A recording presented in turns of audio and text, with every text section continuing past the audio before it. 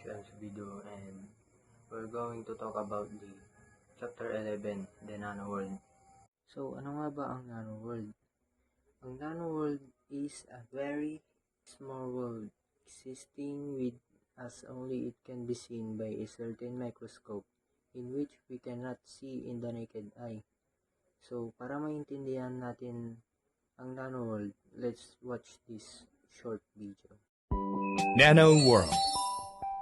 What is nano? Nano is a unit for measuring the extremely small. Nano size is measured in nanometers, which is 1/1000th of a meter. How much is a billion? For example, let's look at an emperor penguin. Let's zoom in on the emperor penguin's skin. This tick is about 1/1000th of a meter. The bacterium attached to the tick is about 1/1,000,000th of a meter. And there is the bacterium's DNA. The DNA's radius is about 1/1,000,000th of a meter. That is 1 nanometer. DNA is made up of many atoms, and atoms make up all matter. This is the Nano World.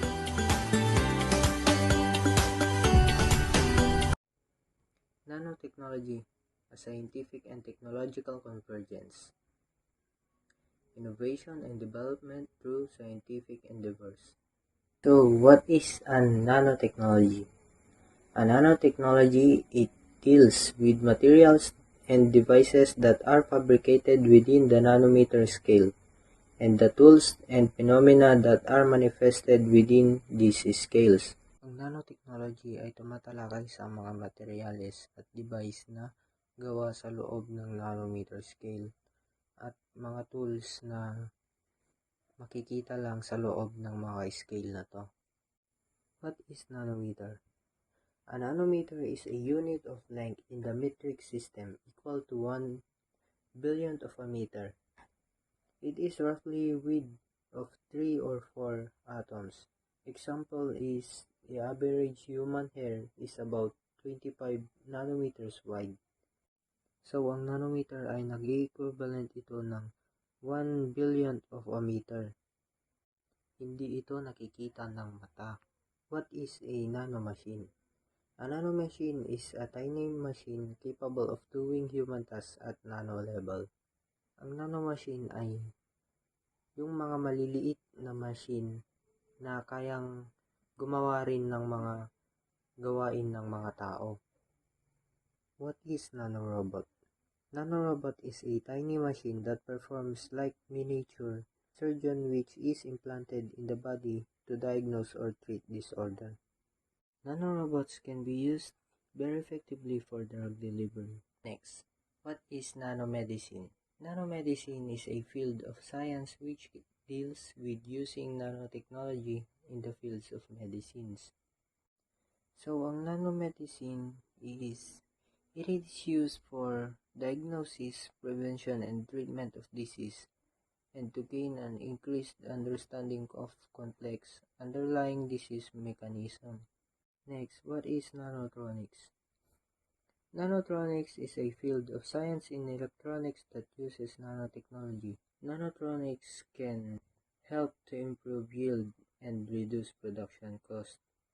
Next, what is nanoparticles? A nanoparticle is a small particle that ranges between a 1 to 100 nanometers in size. It is undetectable by the human eye. Nanoparticles can exhibit significantly different physical and chemical properties to their larger materials counterpart. Example products and materials of nanoparticles is sunscreens, drug delivery system, clothing, cosmetics, electronics, food packaging, water purification, self-cleaning surfaces, paints and coatings, and batteries. These products and materials of nanoparticles, it enhanced the performance, durability, and efficiency, making them increasingly popular across various industries. Good day everyone. My name is Kurt Justin Isagabain, and I am here to discuss about the application of nanotechnology in Philippine environment. The Philippines is currently ranked 39 among 199 countries for carbon dioxide and nitrogen dioxide emissions, with these levels rising each year. Research indicates that pollution in Metro Manila primarily results from two sources: exhaust from motor vehicles and emissions from factories and high-end hotels. Despite the ban on leaded gasoline in many developed countries, it is still widely used in the Philippines. It is common to see vehicles clearly violating anti-pollution regulations, yet enforcement is rarely seen. Many factories not only emit thick black smoke but also discharge chemicals into local creeks and rivers without consequence.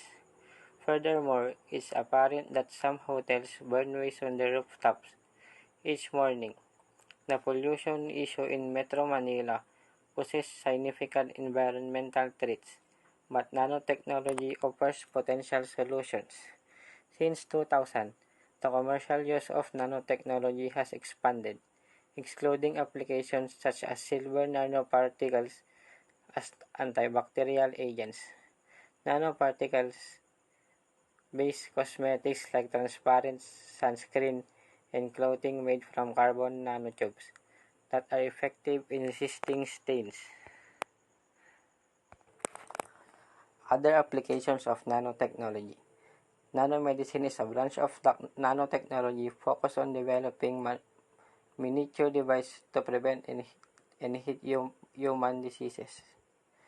These devices include activity monitors, chemotherapy aids, pacemakers, biochips, over-the-counter tests, insulin pumps, nebulizers, needleless injectors, hearing aids, medical flow sensors, and system for monitoring blood pressure and glucose levels.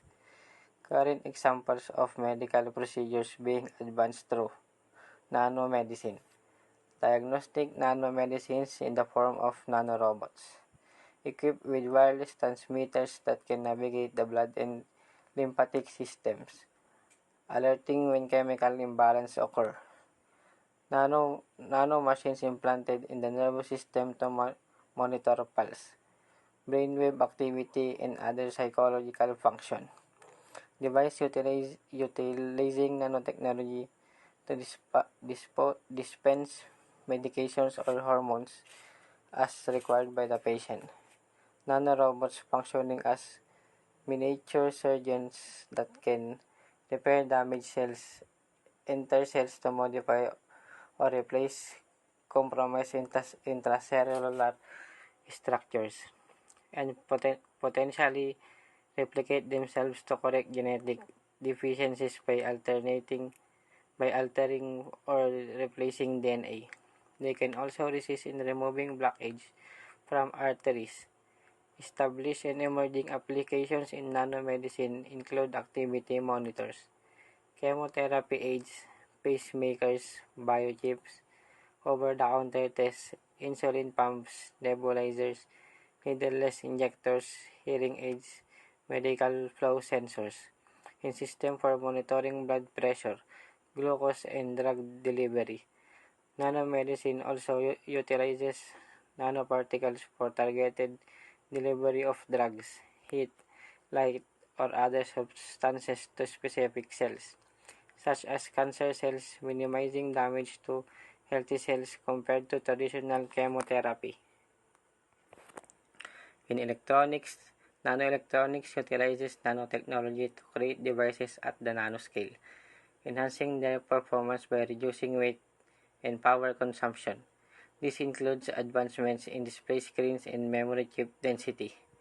Nanotechnology has also minimized the size of transistors in silicon integrated circuits, leading to powerful energy efficient devices that emit less heat. The Nokia Research Center and the University of Cambridge are working on developing flexible mobile devices. In environmental applications, nanotechnology addresses pollution issues. Iron nanoparticles are used to decompose organic solvents in water more cost-effectively than traditional methods. Additionally, silver nanoclusters serve as catalysts, producing fewer pollutants in the manufacturing of propylene oxide, a key ingredient for plastics and detergents. Mixing nanotubes with epoxy produces lighter, stronger windmill blades that enhance electricity generation. Nanomaterials in solar cells provide a cost-effective alternative for electricity generation compared to coal or oil.